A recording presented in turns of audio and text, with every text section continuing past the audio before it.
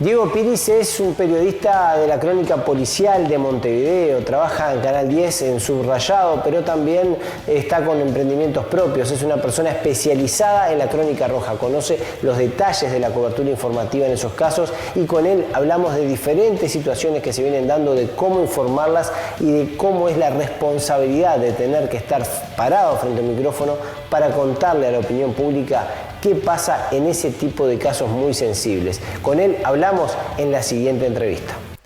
Diego Piris, muchísimas gracias por recibirnos desde Montevideo. Bueno, el gusto es mío, la verdad que es un placer estar en contacto con ustedes y con toda la gente de allí de Salto. Bien, Diego, estamos atravesando momentos como sociedad que a veces nos ponen a nosotros como periodistas, en tu caso sos periodista policial, cubrís los temas policiales para Subrayado, el noticiero de Canal 10. Hay situaciones que a veces nos ponen un poco siguiendo la noticia tan de cerca que empezamos a analizar un poco los hechos que están ocurriendo. ¿Cómo vivís tú el día a día de tener que salir, enfrentarte a los problemas de violencia que tiene nuestra sociedad y tener que tratar de resumirlos o de ver cómo los ponés en un noticiero? Sí, bueno, es complejo, ¿no? Tiene toda una complejidad, no voy a decir que no es que me resbale, ¿no? Como usualmente decimos, el tema es que uno, y a ti también te pasará, y a otros colegas, en el día a día, trabajando, más que nada en hechos de estas características, que están vinculados directamente con la crónica policial, y eso hace que esté conectado con la desgracia, con temas vinculados a pérdidas, en muchos casos, que tiene que ver con la delincuencia, que tiene que ver con la policía, etcétera, etcétera, accidentes de tránsito fatales.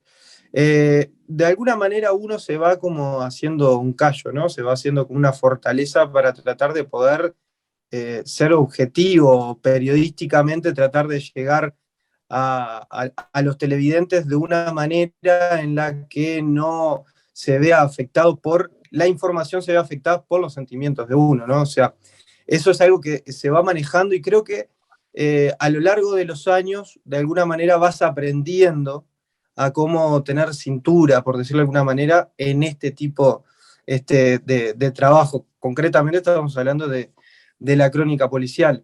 Entiendo que obviamente hay que tener una sensibilidad especial para trabajar en este tipo de casos y en este rubro, porque muchas veces pasa, ¿no? El tema del comentario en las redes sociales, bueno, lo mataron porque era delincuente, o estaba robando y lo mataron, o andaba como un loco en la calle, en la moto, y por eso se chocó y se mató, etcétera, etcétera.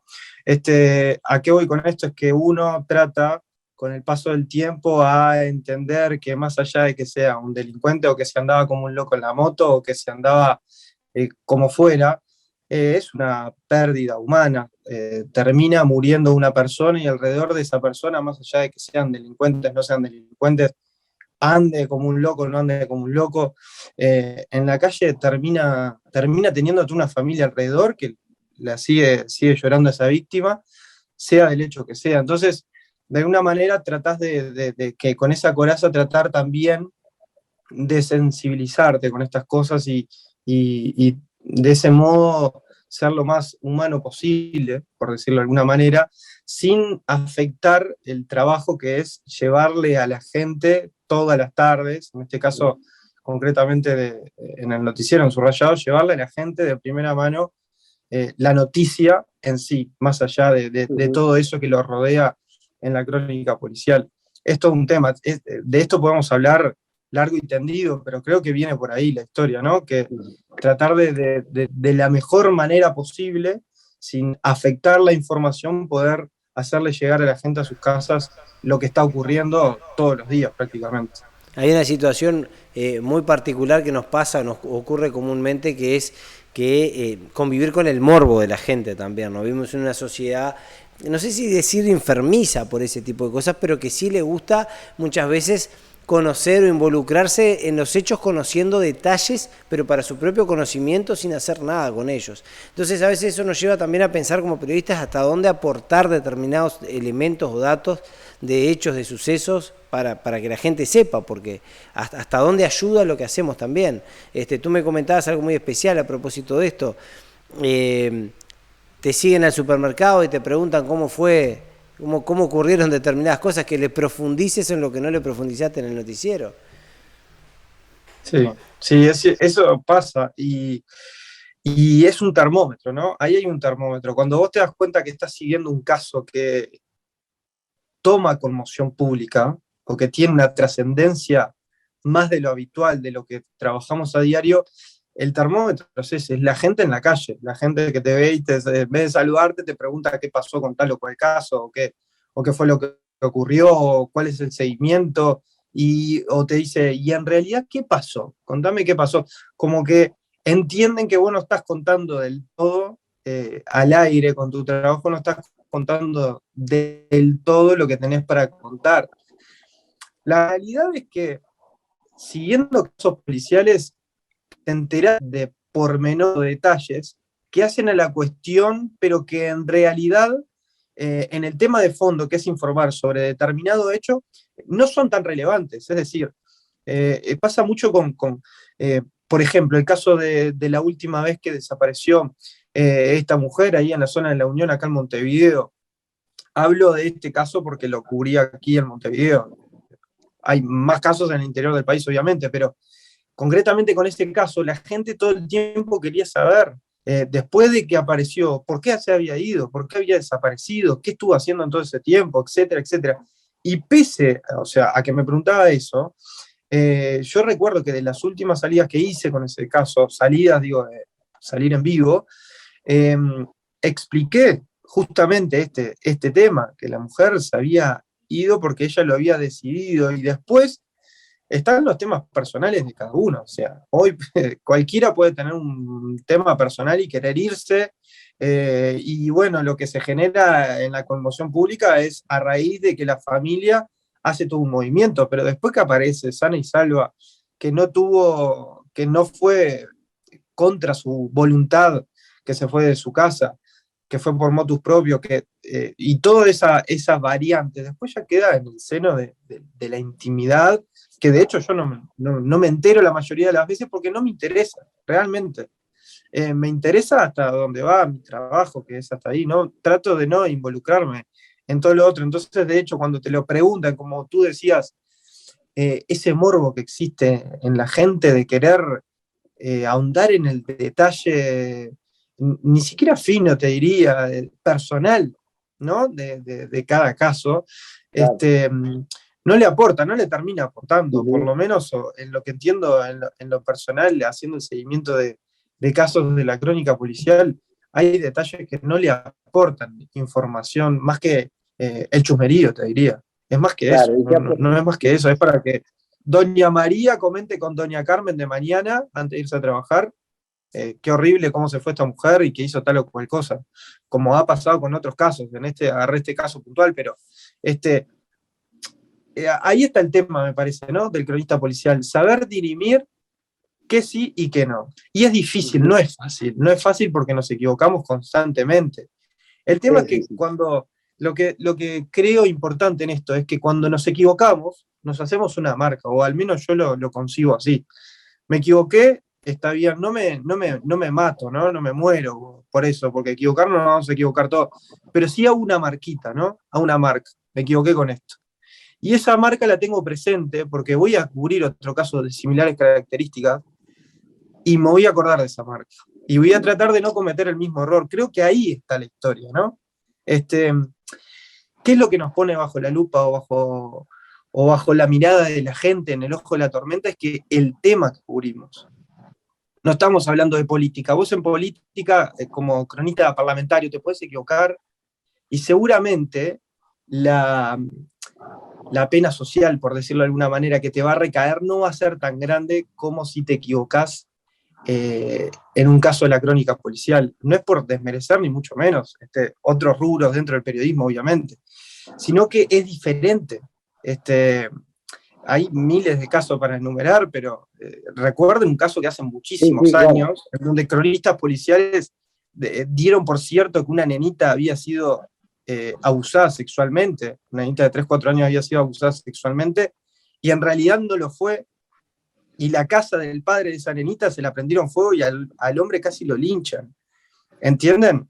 A eso voy. Entonces, la pena social que cayó sobre esos cronistas policiales en su momento fueron terribles, fueron realmente terribles. A eso Yo voy creo por que el tema de cuán pesada puede ser la mochila a veces cuando desde la crónica policial nosotros cuando estamos informando lo difícil que puede ser y lo difícil que es para uno también estar en esa delgada línea, ¿no? Sin cruzarla. sin lugar a dudas, también está el tema de que hacemos partícipes a la opinión pública muchas veces los hechos que pasan cuando los involucramos, ahondando y profundizando y machacando con una noticia. En Salto acaba de ocurrir un hecho muy trágico, el femicidio de una joven de 19 años de edad que estuvo desaparecida durante varios días y que a través de los medios intentamos involucrar a la población en la búsqueda de esta persona a sabiendas de que el resultado o pensando que el resultado podía ser otro y lamentablemente se dio así. Sin embargo, todo esto llegó a inundar las redes. Cuando nosotros en nuestro portal que se llama La Guardia, acá en Salto, dimos a conocer la información y subimos los videos a las redes, tuvimos miles, decenas de miles de reproducciones de gente de todos lados que se interiorizó para saber cómo había fallecido la persona.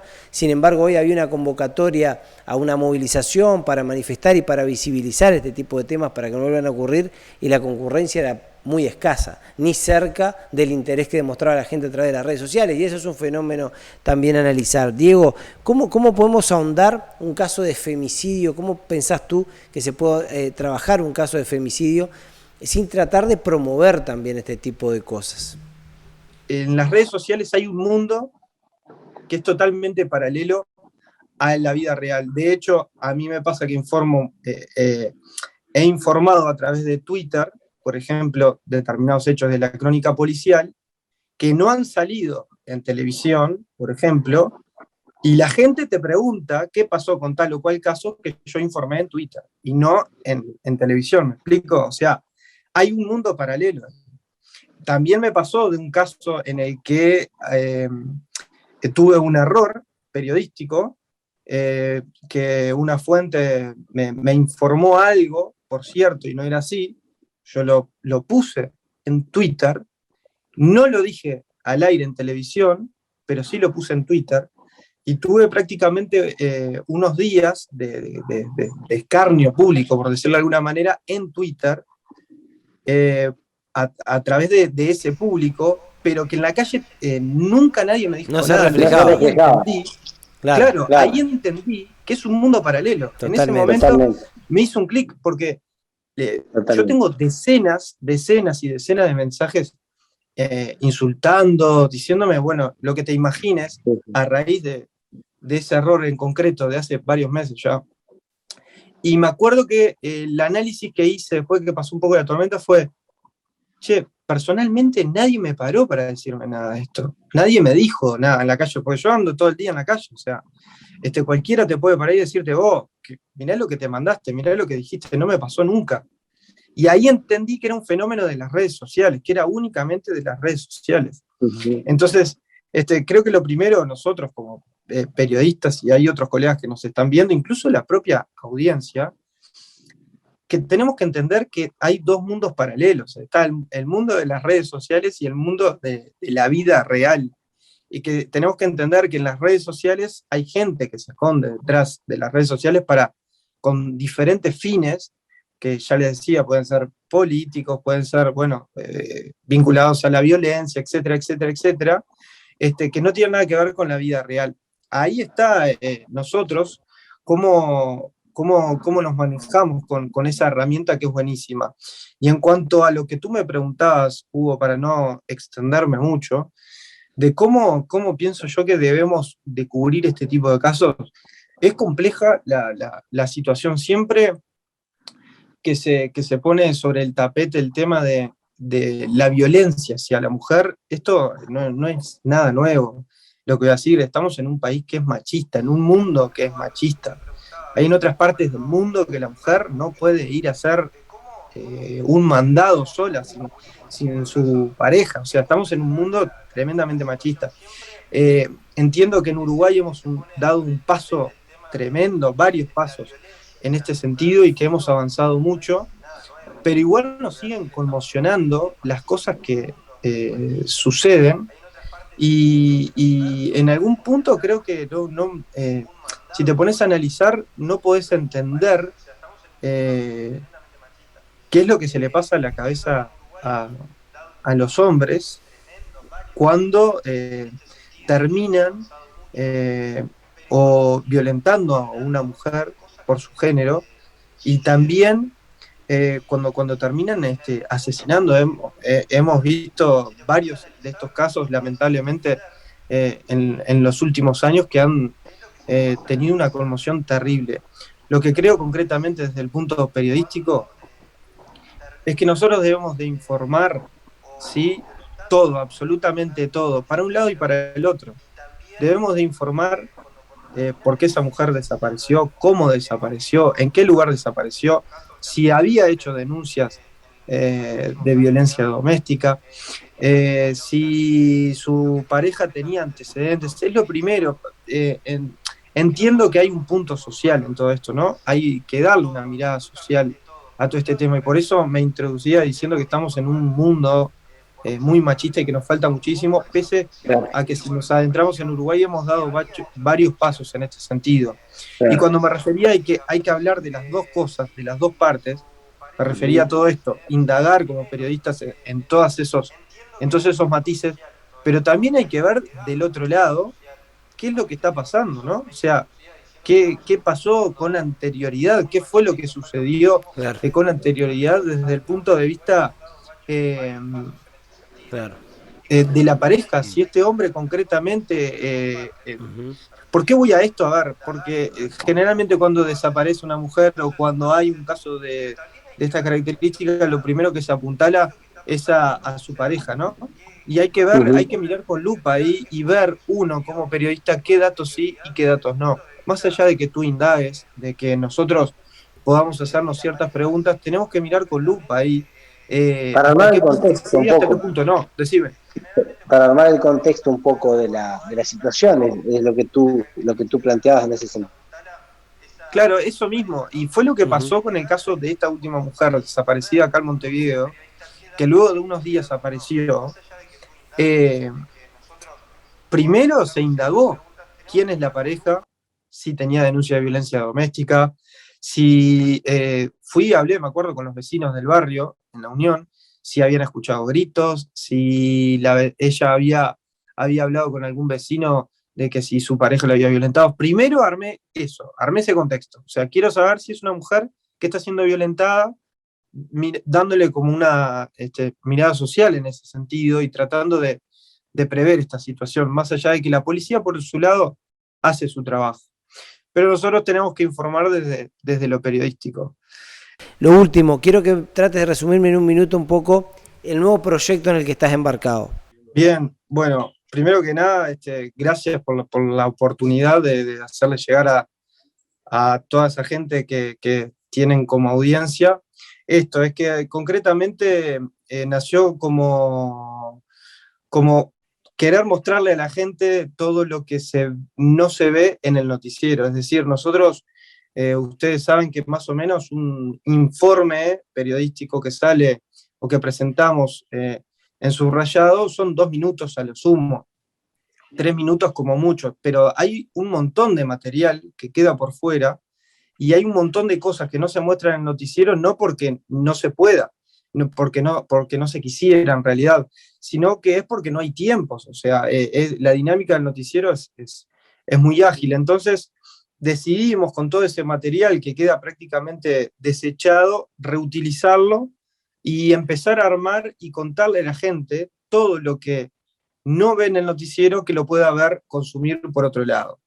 En ese sentido fue que empezamos a hacer algunos informes y empezar a mostrarles a la gente qué es lo que hay del otro lado de la cámara, es decir, de la cámara que ustedes ven en subrayado, después de las 7 de la tarde, cuando se apaga esa cámara, qué es lo que hay atrás qué es lo que hay en ese barrio, qué es lo que hay alrededor de ese homicidio, alrededor de ese accidente de tránsito, alrededor de esa balacera en los barrios más complejos. Entonces, eso en primera instancia lo que estamos haciendo ahora es difundirlo a través de Instagram, que lo pueden ver en el personal, en Diego Piris, ahí me buscan y van a encontrar unos primeros 2 videos que ustedes también, Hugo, los pueden difundir por ahí libremente. Y la idea es que con el pasar de los días o las semanas, poder sí ya armar algo más con un formato de programa y bueno, poder subirlos a otras plataformas que pueden ser YouTube, también difundirlo a través de Twitter, Instagram y demás, para que la gente, bueno, pueda ver de esa otra cara de lo que es la crónica policial. Bien, Diego, te quedo muy agradecido por tu participación en La Guardia en televisión y bueno, esperamos tenerte pronto por acá. Bueno, Hugo, un abrazo grande, la verdad que súper contento de estar en contacto con ustedes y mucha suerte con todo eso.